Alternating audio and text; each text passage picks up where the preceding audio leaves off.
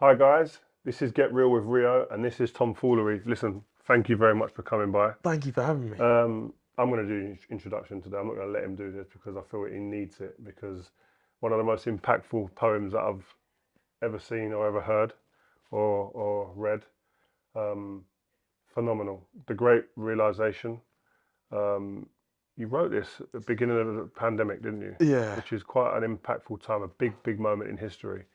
And to be the guy that wrote a poem that got them viewed by over 100 million people. Mm.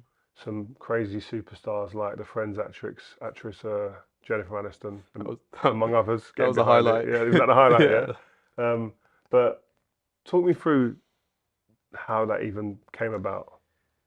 Yeah, I mean it was a strange time, right? Like I was an aspiring filmmaker. I wasn't Poetry was my favorite hobby, and I never thought I could be like a professional poet because I didn't know anyone who was one. Hmm. So it was just my thing that I like to do in, open mic nights and bars Oh, so around you go around places and just all the jump in and time. just say, But I, "Yes, me." but I didn't do it on social media ever. I was always really skeptical of social media when I was growing up. I was like the kid that got Facebook really late because I was like, I don't want to get addicted. Um, and then in the pandemic, I couldn't have that live performance anymore, which really meant a lot to me. So I moved back home, which is something I didn't think I'd do at the age of 25. Which is where? Southwest London, like Wandsworth. Hmm. Um, in with my dad, my stepmom, and my then 6-year-old brother and sister. And I was homeschooling them because, You was homeschooling your brother and sister. yeah, because my dad, Who does that? stepmom, mum, big sister, they all work in the NHS. So they Oh were the wow, they were the essential workers, and I was the, I was wow. the creative kid. Yeah, yeah. Um, so I was homeschooling two 6-year-olds, and I thought, for 2 weeks, I was like, okay, let's just wait for this to pass. And then and then it kind of started to become clear it wasn't going to pass real quick. So I thought, right, let's teach them about the things that I really care about. Let's teach them about filmmaking and about poetry. So I would write these poems about what was going on in the world, and these two 6-year-olds would be my crew. So I'd show them how to set up a camera, how to Wow. set up a light, how to set up a microphone, and would make these bedtime story poems in their bedroom. And the Great Realization was the fourth one we posted on social media, and we went to bed, and it had 50,000 views, and we were losing our minds because we thought we don't know that many people. And the next morning it had 1 million, and it kept Wow. That going quick, it up and snowballed quick up like and that. up and up and up. And I kept getting calls from friends being Wow. like, "Yo, Jake Gyllenhaal's just shared your poem. The Kardashians just shared your poem." And I was thinking, what is going on? But it was really nice, because it kind of felt like all we were trying to do was put words to something that I think a lot of Mm. people were feeling. And yeah, it's Did, not it's did you nice. did you was it your best poem? Because you said you were doing them like you done about four or I don't, five. I don't know about best, it's kind of like it's a really nice feeling to feel like you've been helpful. Mm. That's really nice, particularly when your family are being incredibly helpful, like in a way Mm. that we're all Were you clapping clapping them for. and that? Yeah, yeah, of Yeah. course. Okay. Yeah, it Cool. was really,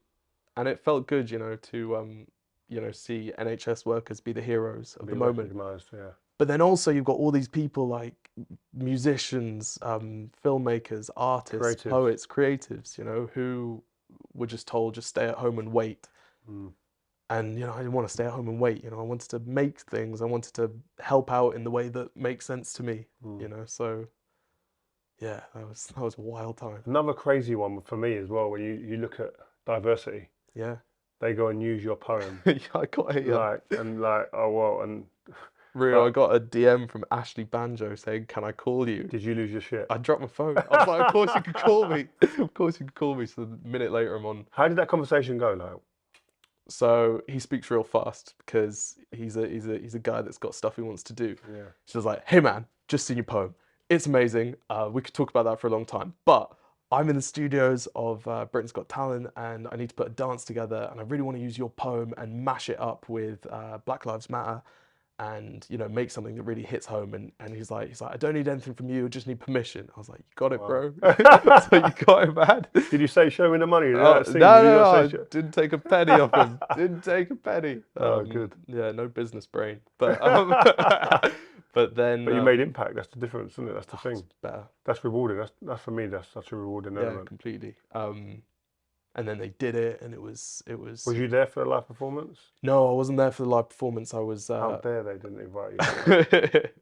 Yeah, they're cold. No, I'm joking. But yeah, I wasn't there for the live performance, but I watched it with all my friends, and yeah, and then afterwards, I think it won the BAFTA for must-see moment of that year, which was which was incredible. And then the poem got used for the midnight fireworks. I just thought, how much can happen from just like 3 minutes of rhyming words for 2 6-year-olds? It's crazy, isn't it? It's crazy. That's the world that we live in now today. It's such a quick changing landscape. Yeah. When you do something, it can have such huge impact. I mean, looking back on the Great Realisation poem, what things have changed now, and what would your poem be about looking back on the pandemic now? Because you wrote it at the beginning of the pandemic. Looking back now, how would your poem maybe change? It's tough, because at the time I really wanted to.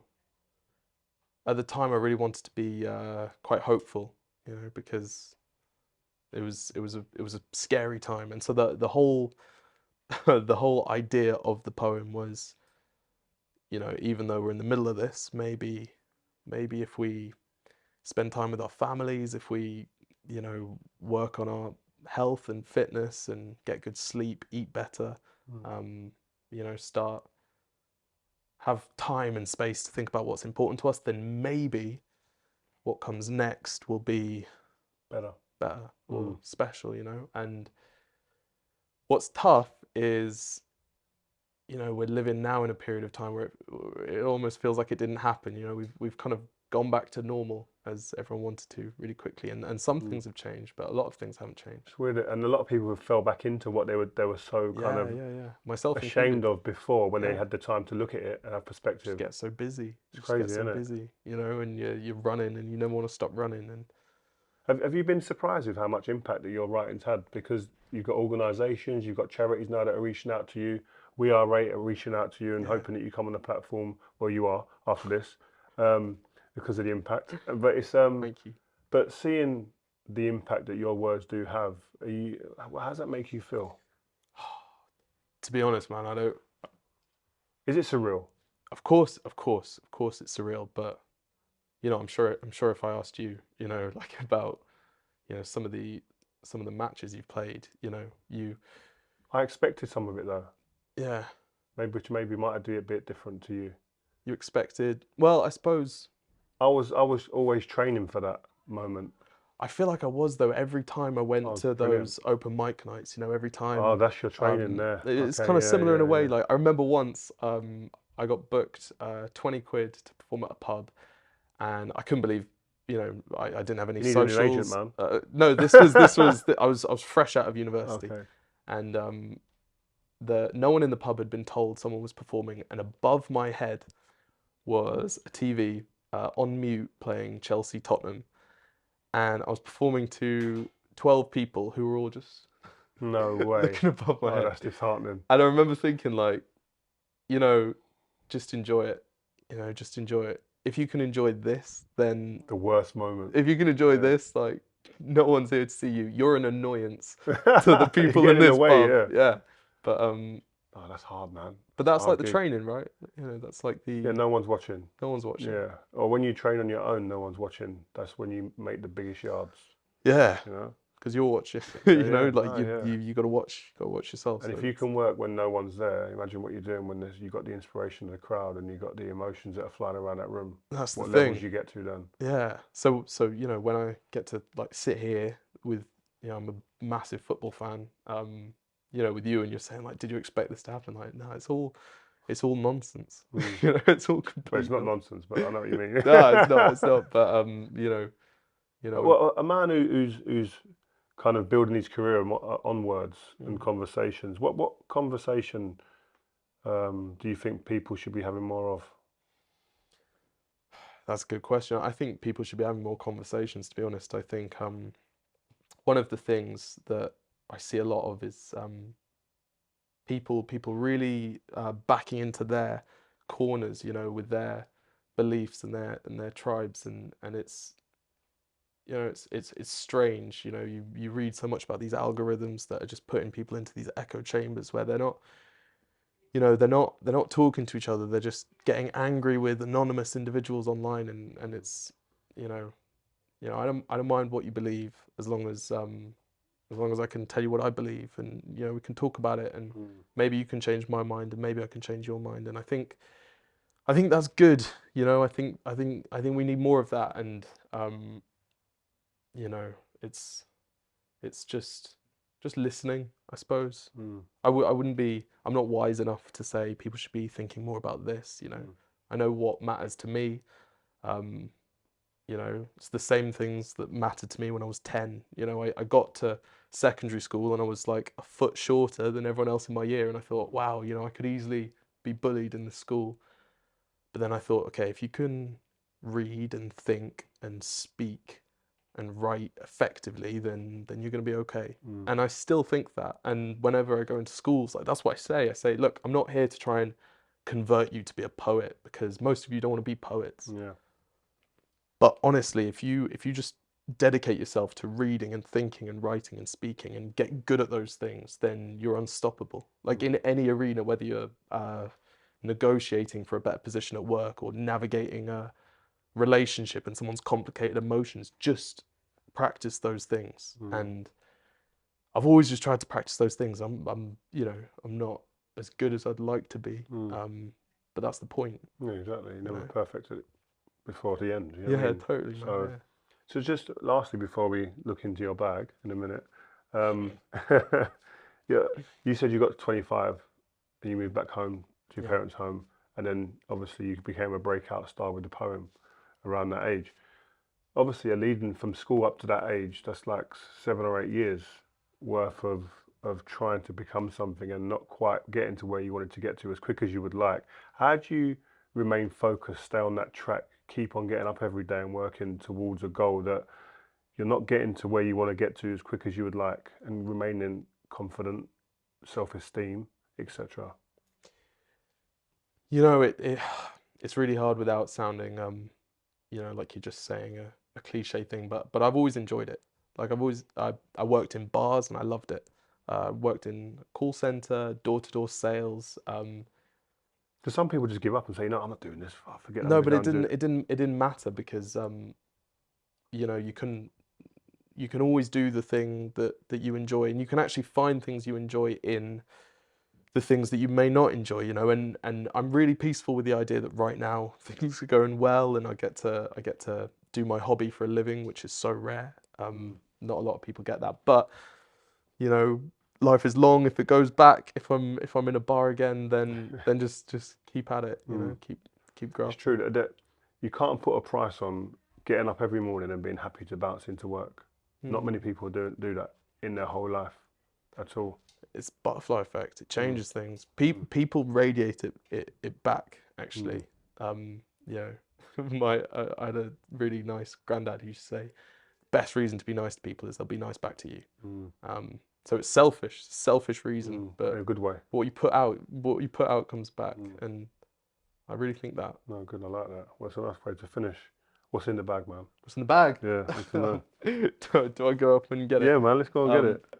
It kind of follows with what you were saying. I basically I go to schools all the time as much as I can to teach kids about creative writing and poetry. And I found myself on this small island just above Madagascar off the east coast of Africa, and I went into their international school. Near Somalia. Is it in Somalia? Yeah, it's a little island called Pralin, just in the middle of the ocean. Wow. And I taught this creative writing class to 30 kids, just as I do in the UK all the time. And an hour later, as I was going to leave the school, the teacher ran up to me and grabbed me. She was like, no, no, no, don't leave yet. The kids have got something for you. And every single kid in that class had written just a little thank you note. And I go to schools all the time in you know, the UK, and it's actually really rare to do that. It's really rare to like have every person be like, no, I just want to say thank you. And yeah, so I keep them in this plant pot on my desk, and it's not to like read the notes and think, oh, I did a really good class that day. It's to think, you know, it's really nice to say thank you to people. So I brought a little plant pot. Let me read one of these out. Of thank yous. Dear Tom, I really appreciate you coming and sharing your enthusiasm for poetry with us. I really enjoyed listening to your story and your amazing poem. Thank you for coming, and I think it's great that you're doing what you love. From Corbin, Kalitz. It's nice that, isn't it? VJ International School in Prowling, she'll appreciate that. Wow. That's cool, man. So if you're down a little bit here and there, need a confidence boost. It's nice, honestly. It's nice when people say, go in the bucket. Like you go in the plant pot. I like that. Yeah. No, I promise I didn't just write all these. I was gonna say, have you and your mum and dad wrote these? Can you imagine? It's all the same handwriting. I did check, I've got to be honest. But no, listen, Tom, Lovely to meet you. Thank you very much. Appreciate Lovely to meet you as well. Keep doing what you're doing, man. Inspirational. Yeah, thanks.